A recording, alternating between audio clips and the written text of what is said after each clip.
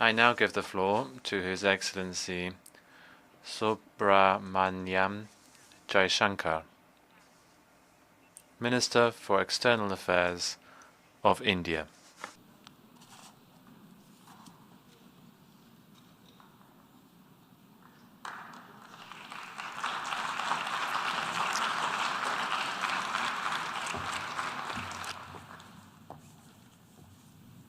Madam President, Excellencies, distinguished members of the General Assembly, I bring to you the greetings of 1.3 billion plus people from the world's largest democracy. They join me in congratulating the President of the General Assembly, Ambassador Csaba Kőrösi, on his election to chair the 77th session of the UN General Assembly. They follow closely developments at the United Nations, reflecting the increasingly globalized nature of our existence. We meet at a challenging time for the world order.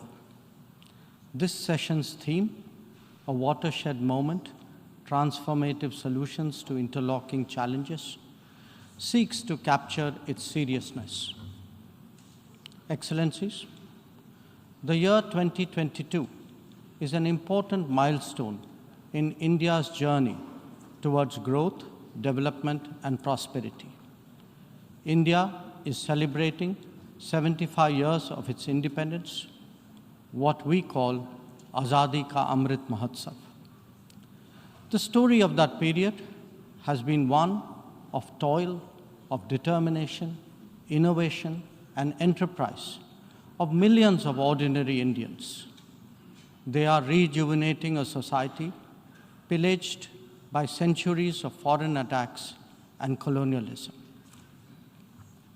And they are doing so in a democratic framework whose steady progress is reflected in more authentic voices and grounded leadership. This new India, under the visionary and dynamic leadership of Prime Minister Narendra Modi, is a confident and resurgent society. Its agenda for our centenary will be achieved through the 5 pledges that we committed to on our Independence Day.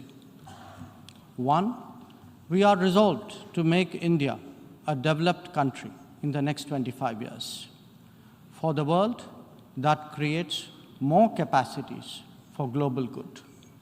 2, we will liberate ourselves from a colonial mindset. Externally, this means reformed multilateralism and more contemporary global governance. 3, our rich civilizational heritage will be a source of pride and of strength. This includes care and concern for the environment, so ingrained in our traditional ethos. 4, we will promote greater unity and solidarity. This expresses a coming together on global issues such as terrorism, pandemics, or the environment. And 5, we will instill consciousness of duties and responsibilities. This applies to nations as much as it does to citizens. These 5 pledges affirm our age-old outlook that sees the world as one family. We believe that national good and global good can be entirely in harmony. It is this conviction that led us to supply vaccines to over 100 nations. Similarly, our evacuation operations in HADR situations always had room for other nationals in distress. Even as we meet our own development targets, India offers partnerships to our brothers and sisters in Asia, in Africa, and Latin America. And we do so based on their needs and their priorities. Today, the focus is on green growth, better connectivity, digital delivery, and accessible health. Our solidarity is not just in words. You can see them in 700 projects across the world. Madam President, Even while India contributes to global betterment, we recognize the sharp deterioration in the international landscape. The world is already struggling with challenges of post-pandemic economic recovery. The debt situation of the developing is precarious. To this is now added the rising costs and the shrinking availability of fuel, of food, and of fertilizers. These, along with trade disruptions and diversions, are among the many consequences of the Ukraine conflict. The Indo-Pacific, too, witnesses fresh concerns about its stability and its security. And climate events have added an overlay on these mounting anxieties. As we saw in the case of the COVID pandemic, the South will be the most impacted, even if the immediate causes are well beyond. It is imperative that global conversations recognize this deep unfairness. The inequity of vaccine distribution should not be replicated in other domains. Madam President, as the Ukraine conflict continues to rage, we are often asked, whose side are we on? And our answer each time is straight and honest. India is on the side of peace and will remain firmly there. We are on the side that respects the UN Charter and its founding principles. We are on the side that calls for dialogue and diplomacy as the only way out. We are on the side of those struggling to make ends meet, even as they stare at the escalating costs of food, of fuel, and fertilizers. It is therefore in our collective interest to work constructively, both within the United Nations and outside, in finding an early resolution to this conflict. Excellencies, while the global attention has been on Ukraine, India has also had to contend with other challenges, especially in its own neighborhood.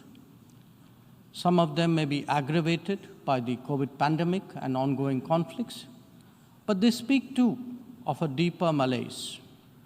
The accumulation of debt in fragile economies is of particular concern. We believe that in such times, the international community must rise above narrow national agendas.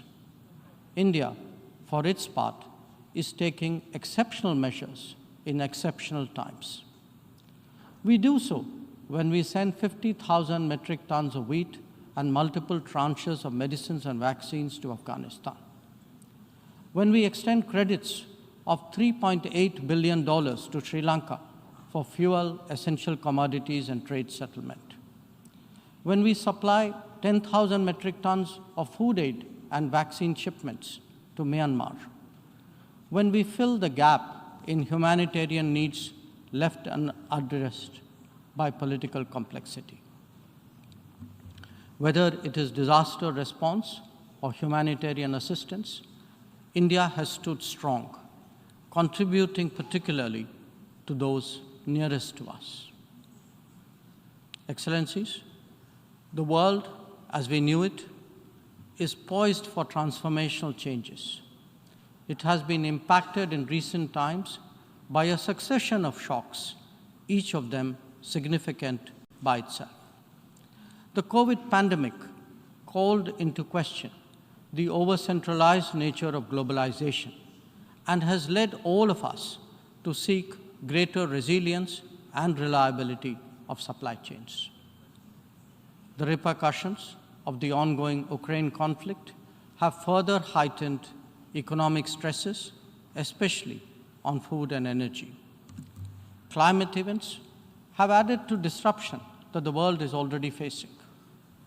As for the promise of technology, it has certainly multiplied our capabilities, but also added to our vulnerabilities. Trust and transparency are legitimate expectations of a more digitized world.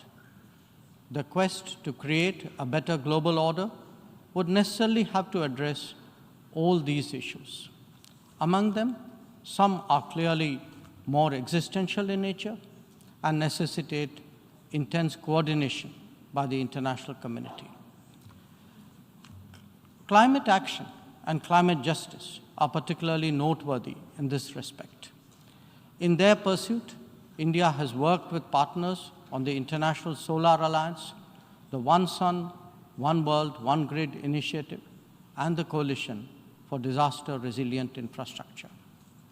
We stand ready to support any collective and equitable endeavor to protect our environment and to further global wellness. Lifestyle for environment, or LIFE, as declared by Prime Minister Narendra Modi in Glasgow on the sidelines of COP26, is our homage to Mother Nature. India remains deeply committed to fighting climate change under the UNFCCC and the Paris Agreement. We do so on the principle of common but differentiated responsibilities and respective capabilities in the light of different national circumstances. We have announced our updated nationally determined contributions after COP26. Excellencies, India's steadfast commitment to South-South cooperation is by now well established and well recognized. Our approach is based on principles of mutual respect and national ownership, with a commitment to sustainable development for all. As we begin the G20 presidency this December, we are sensitive to the challenges faced by developing countries. India will work with other G20 members to address serious issues of debt, of economic growth, food and energy security, and particularly of environment.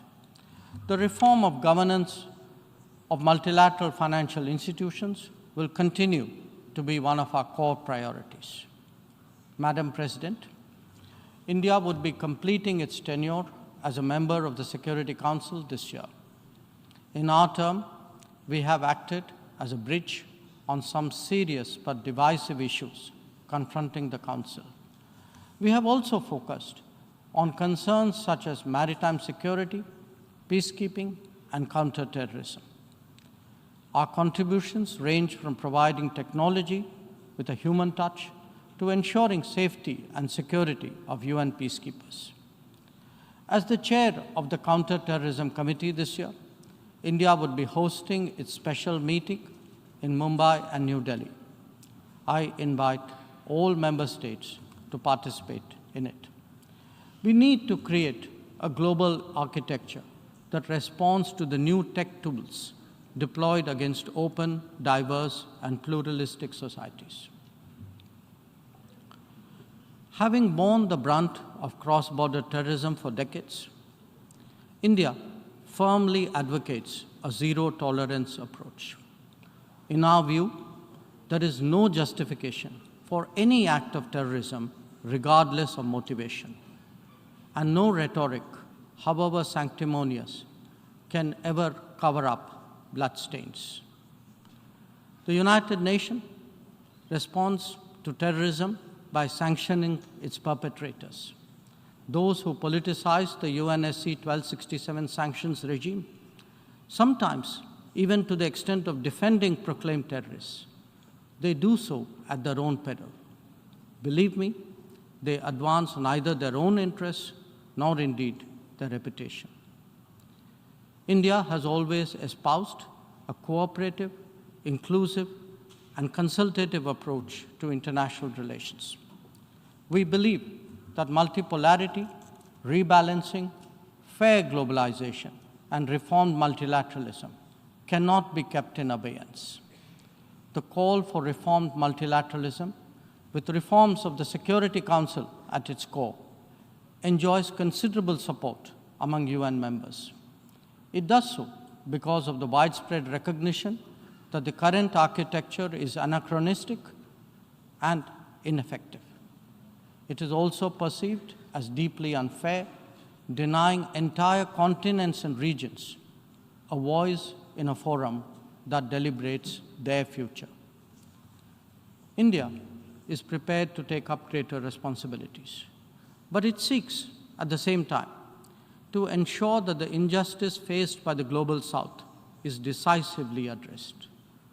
Our call is to allow serious negotiations on such a critical matter to proceed sincerely. They must not be blocked by procedural tactics. Naysayers cannot hold the IGN process hostage in perpetuity. In these turbulent times, it is essential that the world listens to more voices of reason and experiences more acts of goodwill. India is willing and able on both counts. We believe and advocate that this is not an era of war or of conflict. On the contrary, it is a time for development and for cooperation. Madam President, in the past, this august assembly has served as a meeting point of views and as a catalyst for action. It is vital that we continue to believe in the promise of diplomacy and the need for international cooperation. Therefore, Madam President, let us strive to return to the course of seeking peace, progress, and prosperity. I thank you.